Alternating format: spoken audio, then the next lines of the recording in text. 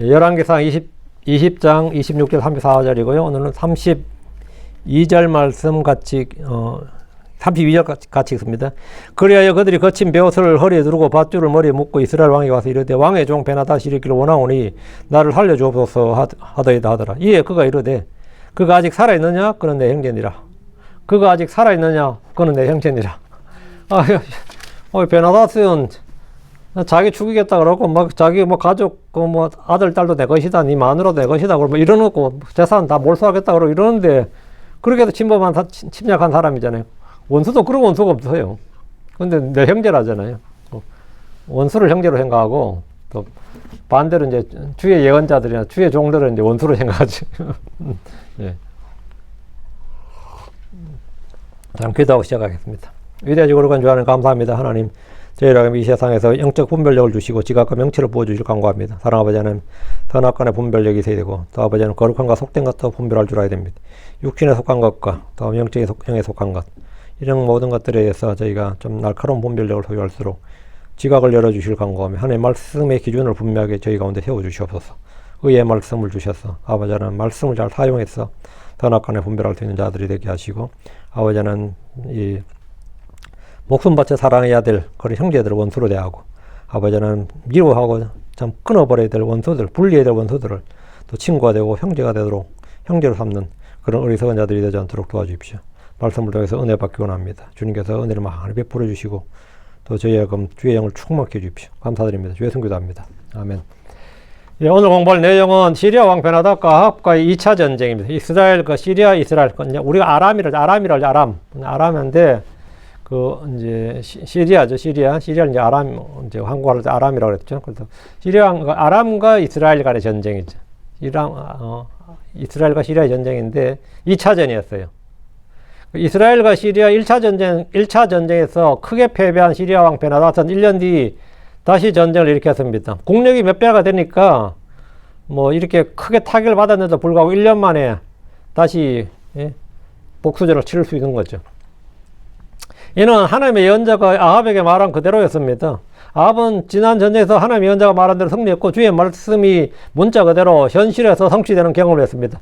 아무리 불신자고 의심이 많은 사람이라도 이런 놀라운 체험을 현실에서 하게 되면 또 자기 인생에 이거는 뭐 단순한 작은 사건이 아니잖아요. 인생의 사건이거든요. 이런 놀라운 체험을 하게 되면 주 하나님이 이스라엘의 구원자심을 인정하지 않을 수가 없게 됩니다. 주의 말씀대로 정확히 1년 뒤에 베나닷이 이스라엘을 다시 공격했습니다. 이미 1년 전에 하나님의 사람이 정확히 예언했고 아합에게 전쟁을 대비하도록 했습니다. 아합은 예언자 엘리야에 이어 또 한 번 하나님의 예언자가 말한 대로 성취되는 것을 보았습니다. 예언의 성취는 어떤 꿈이나 체험보다도 더 강력한 증거입니다. 우리에게 기록된 말씀으로 주어진 더 확실한 예언의 말씀이 있습니다. 우리는 이 말씀에 주의를 기울이는 것이 잘하는 겁니다. 아합이나 이스라엘은 계속되는 예언의 성취를 통해 주 하나님을 알고 영적 각성이나 회개나 부흥이 있었습니까? 전혀 없었습니다.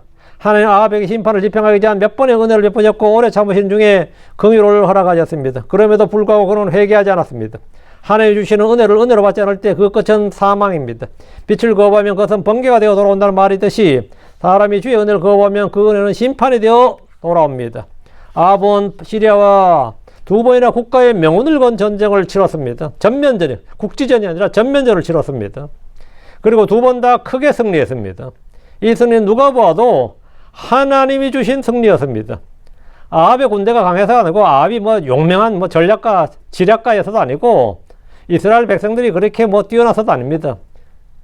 이거는 전적으로 뭐 100% 하나님이 개입하시고 하나님 손길이었습니다. 하나님 왜 사악한 아합과 배교하고 회개하지 않은 이스라엘에게 이토록 놀라운 은혜를 주신 겁니까? 그들에게 주 하나님을 알게 하기 위해서입니다. 1차 전대 주님은 지금 13절에 보면 보라 내가 이날 그것을 내 손에 넘겨주리니 너는 내가 주인 줄을 알리라. 이게 핵심이었어요. 내가 주인 줄을 알리라. 기근으로도 가뭄으로도 안 되고 3년 만에 가뭄으로 안 되고 하늘에서 불을 내려도 안 되고 다시 비를 내려줘도 안 되는 거예요. 그래서 이번에 이 전쟁을 통해서 너는 내가 주인 줄을 알리라. 2차전에서 주님은 또 한 번 28절 그러므로 내가 이 큰 물을 다시 다 내 손에 넘겨주리니 너희는 내가 주인 줄을 알리라. 이 전쟁을 통해서 전쟁의 주 하나님을 알라는 거죠. 전쟁의 주 하나님을 알라는 겁니다. 이것이 이스라엘에게 승리를 주시는 이유입니다.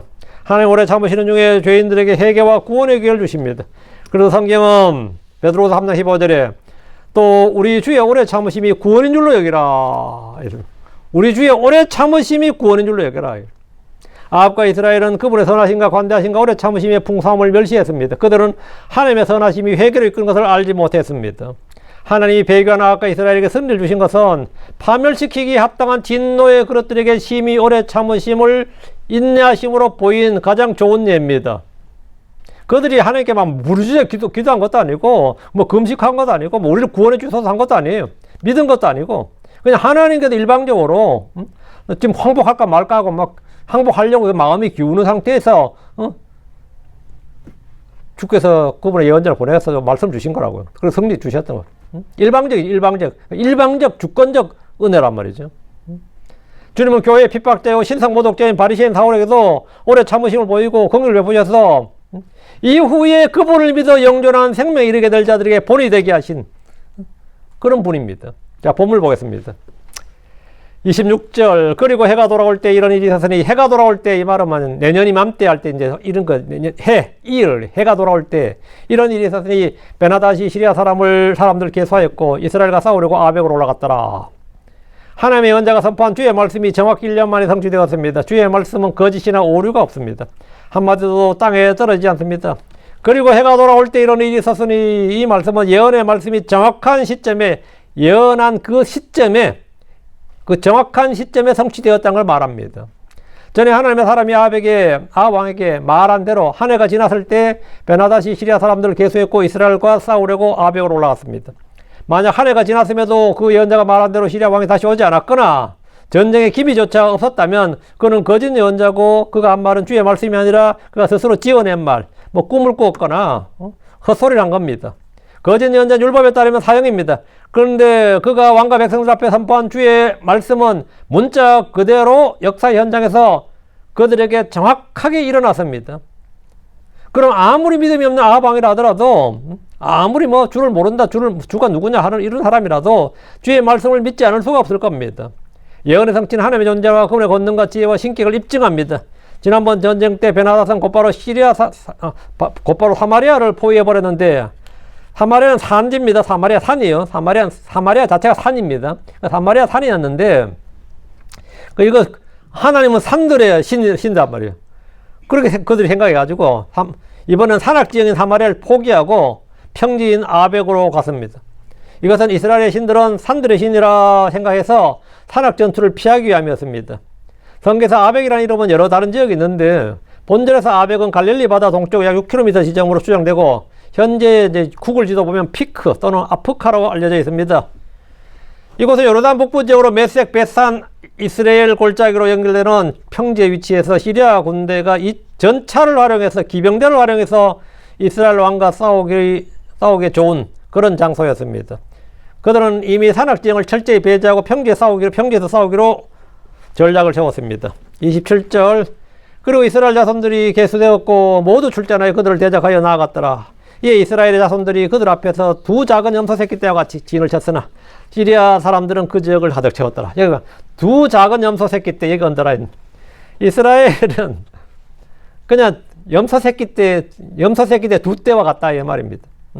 그 들에 우리가 양의 염소를 풀어놓잖아요.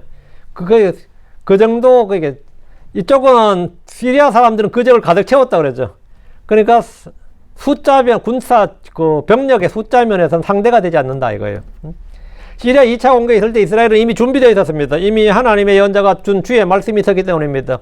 예언의 말씀이 있으면 뭘 할 수 있는 거죠? 준비를 할 수 있는 거죠.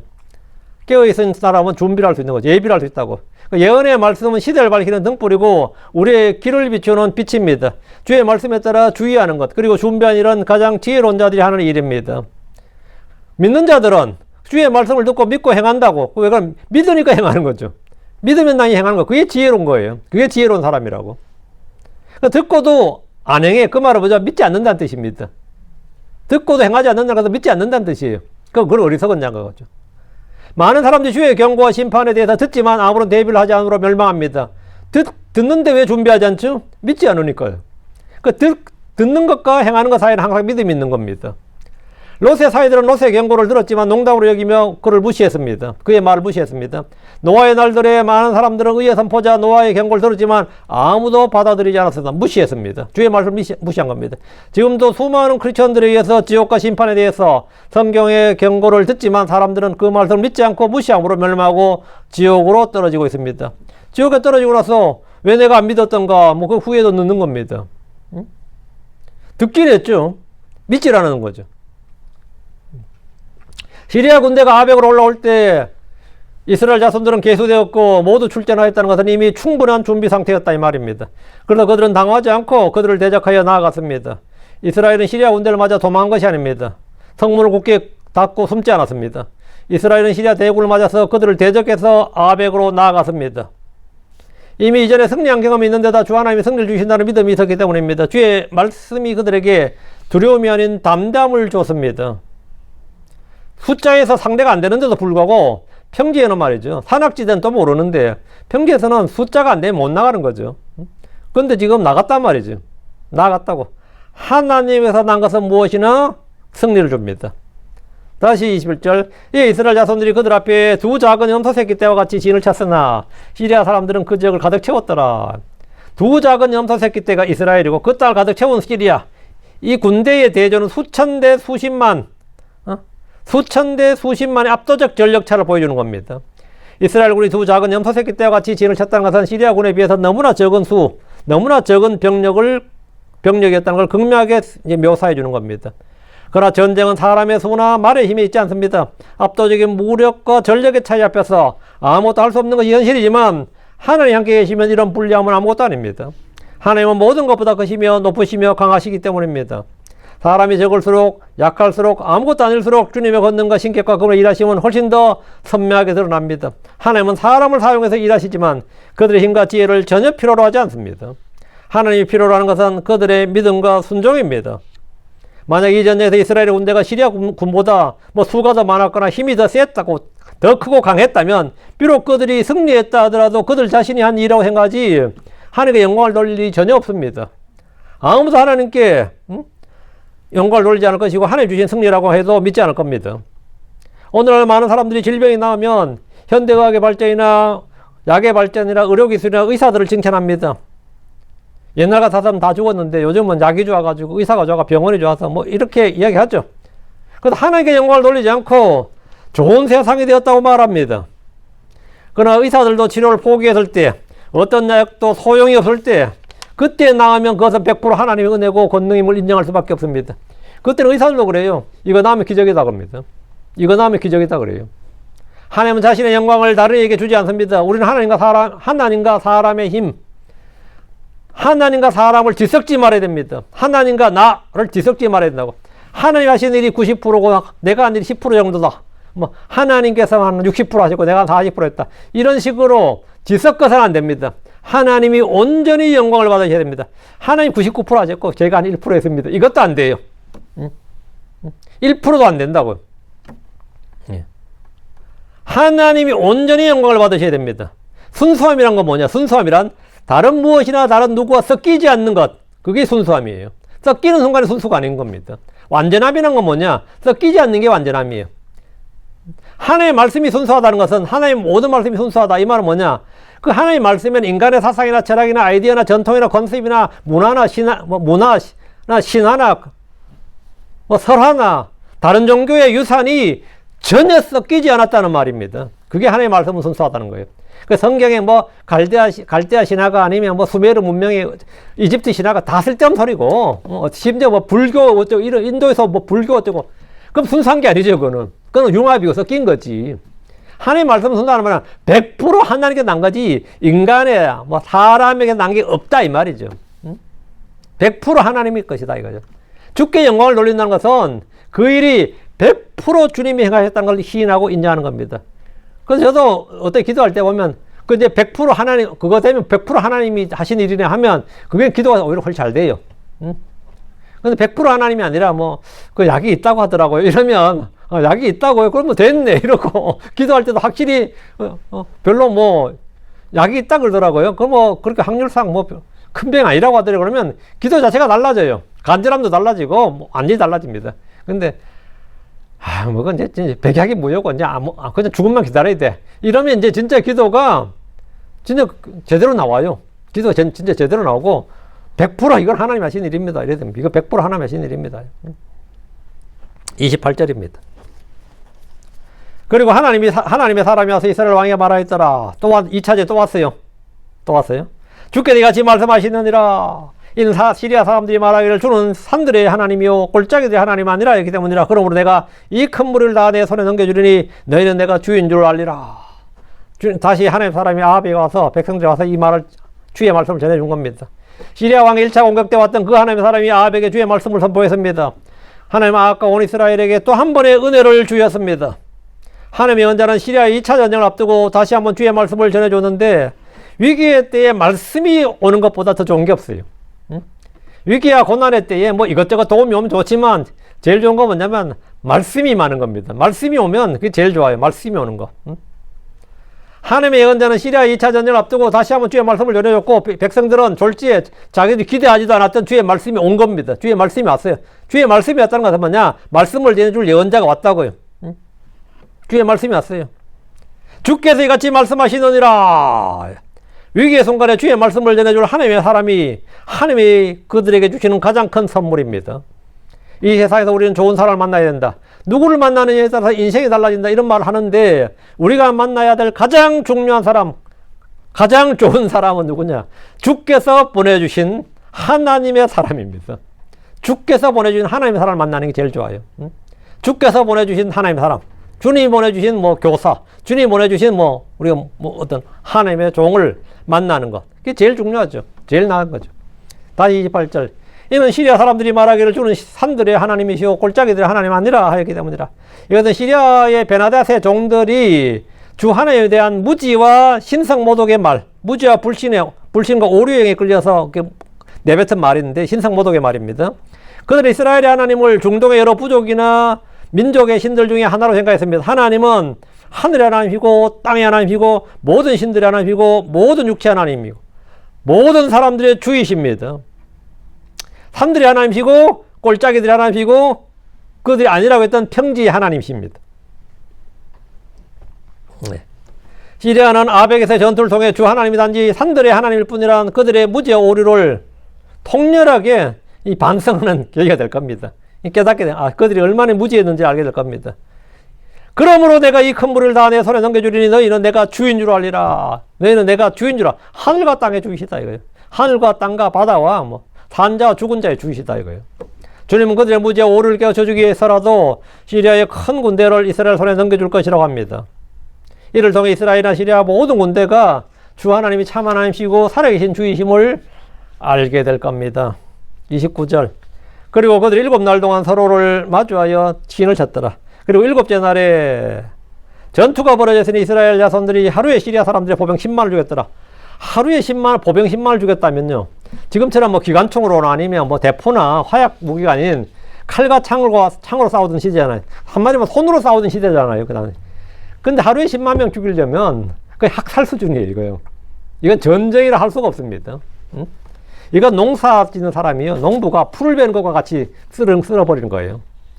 아벡에서 시리아 군대와 이스라엘 군대가 1회 동안이나 마주하여 진을 쳤습니다. 탐색전이죠. 이 기간은 두 군대가 서로를 탐색하면서 틈을 노린 시간입니다. 그리고 7째 날에 드디어 전투가 벌어졌습니다. 결과는 한 달, 보름 이게 아닙니다. 하루에 그날 하루에 단판이 결정났어요. 이스라엘의 압승이었습니다. 하루 만에 시리아 사람들의 보병 10만을 죽였습니다. 하루에 10만을 죽였다면 이것은 전쟁이라기보다는 일방적인 학살 수준입니다. 이것이 어떻게 가능한 일입니까? 이게 어떻게 가능하냐고. 이것은 주께서 그들 앞에서 그들과 함께 싸울 때 가능한 일입니다. 이건 전쟁사에도 유례가 없는 일이에요, 이런 거는. 레기 26장 7절 8절에 또 너희가 너희 원수들을 쫓을 것이요 그들이 너희 앞에서 칼에 쓰러지리라. 너희 중 5이 100명을 쫓을 것이요 너희 중 100명이 10,000명을 도망하게 하리니 너희 원수들이 너희 앞에서 칼에 쓰러지리라. 이 말씀이 성취된 거예요. 5명이 100명을 쫓는다잖아요. 100명이 10,000명을 도망한다고. 10만 명 쫓는 건 아무것도 몇 명 필요치 않는 거죠. 주님 이스라엘이 주의 명령에 순종하고 율법을 준수할 때 이 복을 주실 것을 약속하셨습니다. 그런데 지금 이스라엘은 오랫동안 바알을 숭배하고 주의 제단을 걸고 예언자들을 죽였습니다. 그런데 주님은 시리아의 전쟁에서 그들에게 이 복을 주신 겁니다. 5명이 100명을, 100명이 10,000명을 쫓는 이 끈을 주신 거예요. 일방적인 은혜를 주신 겁니다. 이것은 사형에 해당하는 죄를 지은 다윗에게 베푼 확실한 자비와 같은 겁니다. 이건 헛물도 없는, 헛물이 없는, 한마디 희생물이 없는 사형에 해당되는 죄인데 하나님께서 일방적인 은혜를 주셨다. 그게 뭐죠? 확실한 긍휼이란 말이죠. 그와 같이 지금 아합과 이스라엘은 지금 사실은 심판을 받아야 돼요. 심판을. 그런데 이런 은혜를 주셨다고. 오늘날 우리에게 아무 선함이나 의가 없음에도 불구하고 주께서 이런 긍휼과 은혜를 베푸시는 일이 있는데 그럼 왜 베푸셨느냐고요.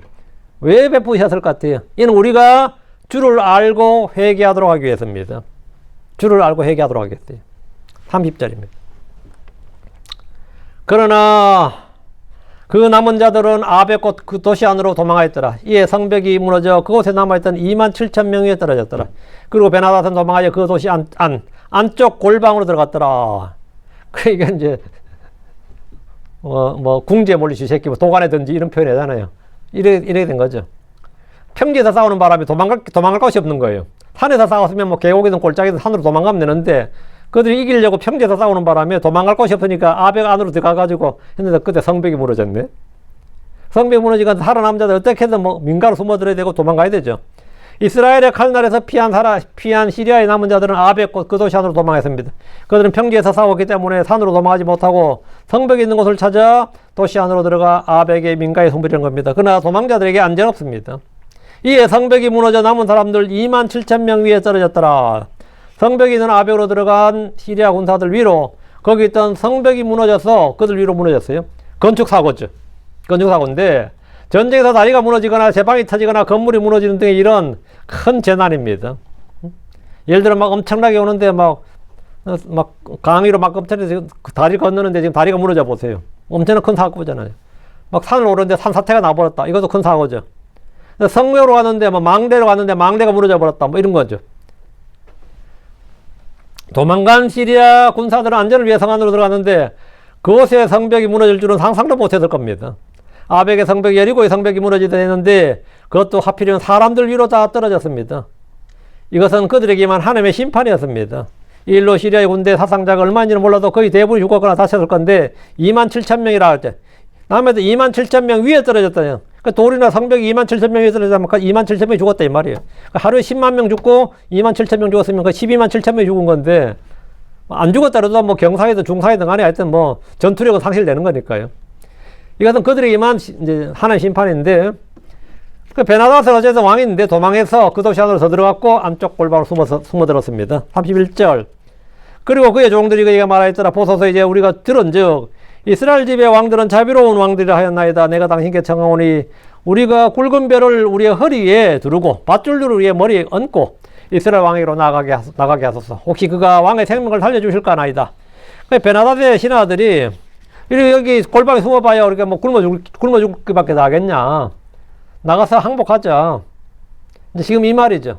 나가서 항복하자 이 말인데 이스라엘 왕의 자비를 좀 구해보자. 그래 우리가 굵은 벼를 허리에 두르고 밧줄 우리의 머리에 얹어서 이스라엘 왕이 아벡에 가겠다 이거예요. 최대한 동정심을 끌어내고 긍휼을 구해보겠다는 거죠. 베나닷의 종들이 골방에 숨은 그에게 말했습니다. 보소서 이제 우리가 들은즉 이스라엘 집의 왕들은 자비로운 왕들이 하였나이다. 이것은 어디서 누구에게 들은 정보인지 몰라도 베나닷에게는 가장 기쁜 소식, 일말의 희망이 있는 겁니다.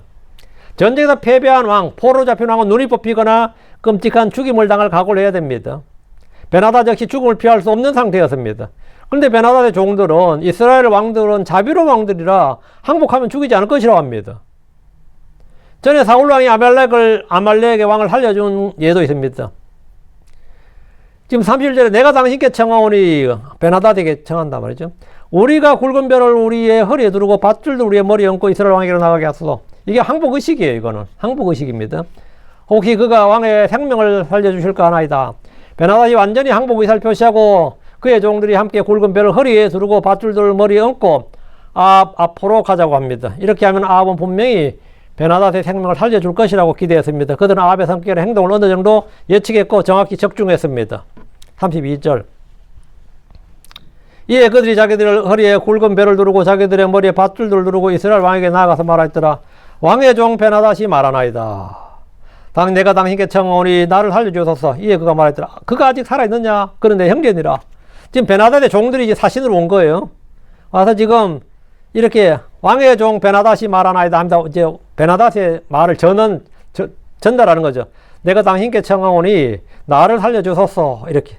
그러니까 이에 대한 답이 뭐냐면 살려주기는 개뿔, 뭐 당장 끌어내라 죽인다. 이래야 될 판국인데 그가 아직 살아있느냐? 아이고, 나 죽은 줄 알았는데 살아있단 말이냐? 오히려 반가워하는 거예요. 그는 내 형제니라. 뭐 그런 걱정을 다 하냐? 얼른 오라고 해라. 뭐 지금 이런 이야기예요. 베나닷과 그의 종들은 자기들의 허리에 굵은 별을 누르고 자기들의 머리에 밧줄을 눌렀습니다. 일단 이제 1차로는 베나닷은 안 나타나고 이제 종들만 보낸 건데, 예, 일종의 항복의식을 거행한 겁니다. 아합은 성전국의 왕으로서 베나닷의 항복을 받았습니다.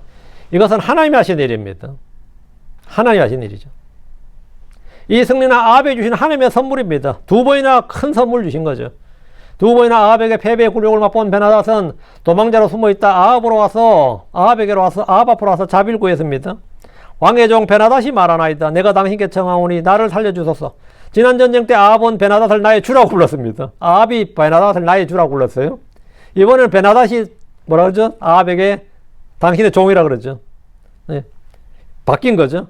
아합은 뜻밖에도 자기 나라를 두 번이나 침략했고 놀아가려 했던 베나닷에게 긍휼을 베풀고 심판하지 않았습니다. 아합은 그가 아직 살아있느냐? 그는 내 형제니라 하면서 오히려 그를 환대했습니다. 그는 이스라엘을 침략한 베나닷을 내 형제라고 불렀습니다. 아합은 자기를 노락하려 하고 종으로 삼고 죽이려고 한 베나닷을 형제라고 부르고 주의 종 엘리야를 이스라엘을 괴롭게 한 자라 그러고 주의 예언자들을 죽였습니다. 그러니까 적은 살려주고 주의 예언자들은 죽이고, 아합이 어떤 인간인지를 보여주는 거죠. 아합은 마귀의 종이었습니다. 초록은 동색이요 깃털이 같은 새가 함께 모인다는 말대로 아합은 베나닷에게 전혀 적대감이 없었습니다. 그렇게 위협적인 존재였는데 적대감이 없어요. 크리스천들 역시 멸해야 할 원수들과 친구가 되는 경우가 있습니다. 멸해야 될 원수를 친구로 삼는 경우가 있다고요. 우리는 육신의 정과 욕심을 십자가에 못 박아야 됩니다. 그런데 육신에 굴복하고 친구가 되는 경우가 있죠. 죄와 싸워야 됩니다. 근데 죄를 섬깁니다. 탐욕을 죽여야 되는데 탐욕의 종이 됩니다. 세상을 십자가에 못 박아야 됩니다. 근데 세상이 친구가 됩니다. 동화되고 마귀를 대적해야 됩니다. 그런데 친구라 부르거나 형제라 부르면서 좋게 지내자고 하는 이들이 있습니다. 이는 사울이 아말렉의 왕 아각을 살려준 것과 같고 아합이 베나닷을 내 형제라고 부른 것과 같습니다. 33절입니다. 이제 그 사람들이 그에게서 어떤 말이 나올까 부지런히 살피고 그에게서 아합 입에서 어떤 말이 나올까 부지런히 살피고 서둘러 그것을 붙잡아 말하였더라. 당신의 형제 베나닷이니이다. 이에 그가 말하였더라. 가서 그를 데려오라. 그때 베나닷이 그에게 나왔더니 그가 그를 그 병가에 올라오게 하였더라. 정말 아합이 정신없죠. 베나닷과 그의 종들은 아합의 입에서 어떤 말이 나올지 부지런히 살폈습니다. 살폈다는 것은 주목해서 보았다, 관찰했다는 건데 아합의 입에서 나오는 말이 그들의 생사를 결정짓습니다. 그들은 왕의 심판석 앞에 있었습니다. 왕의 심판석 앞에 있었어요.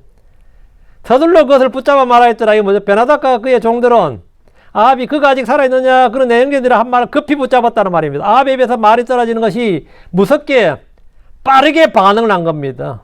당신의 형제 베나닷이니다. 그러니까 베나닷 죽이지 말라는 거죠. 아까 당신의 종 베나닷이 또 졸지에 당신의 형제로 확 승격한 겁니다. 베나닷이 이겼으면 당신의 주가 되는 거고요. 당신의 종에서 당신의 형제가 되고 형제가 되면 다음은 주가 되는 겁니다. 타협이라는 게 그런 겁니다. 우리가 죄나 뭐에 타협을 하면 처음에는 그럼 우리가 그걸 이기는 거지. 근데 어느덧 형제가 되고 형제로 친구가 되고 다음에 뭐가 되죠? 주가 돼요. 주가 돼요. 좀 전에 그는 아합 앞에서 당신의 종이라고 했습니다. 그러나 아합의 말을 듣자 곧바로 자신을 그의 형제로 합니다. 그는 지금까지 한 번도 아합을 친구나 형제로 행한 적이 없습니다. 베나닷의 종들 다 마찬가지예요. 1차 전쟁 때 사마리아를 완전히 멸해서 손에 잡을 것이 한 줌도 없게 하겠다고 했습니다. 그는 아합의 은과 금과 그리고 그의 아내들과 자식들을 모두 자기 소유라고 선언했습니다. 그런 그가 지금 당신의 형제 베나닷이니다. 그러니까 사이좋게 지냈자. 이제 우호관계를 맺자 이거죠. 이렇게 말한 것은 아합이 그를 용서한 정도가 아니라 그를 형제라고 불렀기 때문입니다. 그냥 종으로 그럼 우리가 이 속주로 삼겠다. 속국으로 삼겠다 이 정도도 아니라 형제로 삼겠다는 거잖아요. 형제로 삼겠다. 아합은 적과 원수를 구분하지 못했습니다. 그 적부 전쟁에 이기고 나서도 그럼 얻는 게 없어요. 이래 되면 이기고 나서 얻는 게 없다고. 다시 33절입니다. 가서 그를 내려오라. 그때 베나다시 그에게 나왔더니 그가 그를 그 병거에 올라오게 했더라. 아합은 베나다를 내려오도록 했을 뿐 아니라 그를 자기 병거 안으로 올라오게 하고 함께 탔습니다.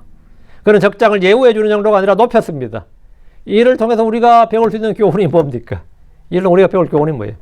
아합은 베나다를 향해 그는 내 형제니라 라고 말하면 이는 겉으로 관용처럼 보이지만 실제로는 하나님의 공의를 저버린 비성경적인 친절고 육신의 지혜입니다. 우리는 죽여야 할 원수들이 있습니다. 땅에 있는 지체를 죽여야 됩니다. 육신의 정과 욕심을 십자가에 못 박아야 됩니다. 세상과 친구가 된 것은 하나님의 원수가 됩니다. 하나님께서 단호히 죽이라, 멸하라, 분리하라고 하신 죄를 사랑이나 관용이라는 이름을 품고 있는 것이 없는지 점검해 보십시오. 또 한 가지는 죄의 뿌리를 완전히 제거하지 않으면 다시 공격받습니다. 사울왕이 아각을 살려두었다가 결국 그 후손 하만의 고통을 당했듯이 아합은 베나다를 살려둬서 결국 자신의 생명과 이스라엘 백성을 잃게 됩니다. 죄를 철저히 멸하지 않고 타협하면 그 죄는 반드시 더 큰 비수가 되어서 돌아옵니다.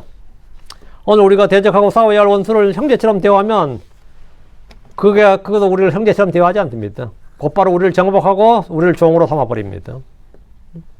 그러니까 우리는 항상 단호하게 결단을 내려야 됩니다. 그렇지 않으면 그것으로 인해서 내가 망합니다. 아합은 베나다의 항복 소식에 영적 분별력과 판단의 지혜를 잃고 하나님의 뜻을 거역했습니다. 아합은 신하들이 급히 당신의 형제라는 말을 붙잡을 때 그것을 분별하지 못하고 승낙합니다. 죄는 우리로 하여금 하나님의 명령보다 세상의 평화나 이익에 더 민감하게 반응하게 만듭니다. 영적 분별력은 무엇이 나에게 이로운가가 아니라 무엇이 하나님의 명령인가를 묻는 데서 시작됩니다. 뭐가 나한테 더 큰 이득인가? 그게 나의 관점이 아니고 무엇이 하나님의 명령인가? 무엇이 하나님의 뜻인가? 하나님의 말씀인가? 그걸 묻는 게 영적 분별력이에요. 세상이 주는 달콤함이나 제한이나 유혹이 하나님의 뜻에 부합하는지 분별해야 됩니다. 사탄은 우리의 인간적인 감정과 판단을 이용해서 하나님 심판을 방해합니다. 나의 판단이 하나님을 기쁘시게 하는지 아니면 내 육신의 즐거움을 위한 것인지 기도하면서 분별해야 됩니다. 하나님께서 정하신 심판의 대상을 내가 용서해서는 안 됩니다. 하나님보다 더 긍휼과 인정과 사랑이 많은 성도가 되려 해서는 안 됩니다. 하나님은 베나다를 진멸하기로 정한 사람이라 하셨습니다. 이것은 인간적 감정으로 바꿀 수 있는 성질의 것이 아닙니다. 하나님의 판단, 즉 성경이 죄요 불법이라고 정한 것은 그것이 예술이니 문화니 관습이니 개인의 취향이니 개성이라고 옹호해서는 안 됩니다. 많이들이 성경이 죄요 불법이라고 규정한 것들을 하나님의 판단을 무시하고 다양한 이름으로 방어하고 포장하고 도리어 성경적 진리를 대적합니다. 하나님의 판단을 인정하셔야 됩니다. 성경의 판단을 인정해야 된다고요. 재판은, 이 판단은 주께 속한 겁니다. 내가 판단의 주체가 되어서 하나님의 공의를 가로막는 것은 오만입니다. 지금 여러분이 형제라고 부르며 살려두고 있는 원수가 뭡니까? 하나님께서 여러분의 삶에서 거두어가길 원하시는 악습이나 중독이나 교만이나 불신앙이 뭔지 직면해 보십시오. 그것은 여러분의 형제가 아니라 여러분을 파멸로 이끌 원수입니다. 오늘 그 원수와의 언약을 파기하고 하나님의 통찰에 다시 서는 거룩한 결단을 내려야 됩니다. 34절입니다. 그리고 베나다시 그에게 말하더라. 내 아버지가 당신의 아버지께서 빼앗은 도시들을 내가 회복시키리이다. 또 마치 내 아버지가 사마리아 안에 만든 것 같이 당신도 당신을 위하여 다마스쿠스 안에 거리를 만들어서 그때 아합이 말하였더라. 내가 이 언약과 함께 너를 보내주리라. 이에 그가 그와 함께 언약을 맺고 그를 보내주었더라. 아합이 언약을 맺고 베나닷 언약을 맺고 보내줬는데 베나닷은 아합의 호의로 병거에 올랐습니다.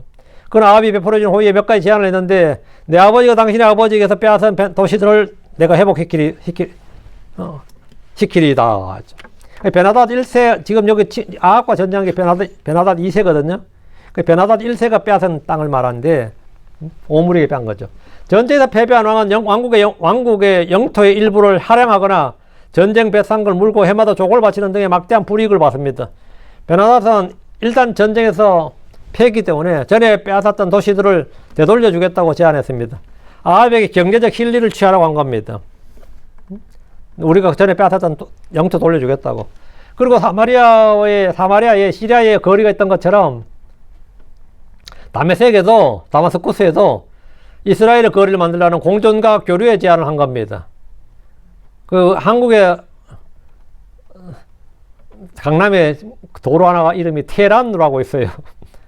테란, 이렇게, 왜 그 한국의 이름이 웬 테란로고 왜 있을 것 같아요? 거리를 하나 만들어준 거예요. 왜? 중동에 석유를 좀 가져오려고. 한국이 너무 친이스라엘 국가이기 때문에 석유 수급의 문제에 대해서 그때 이태원에 무슬림 사원을 하나 지어주고요.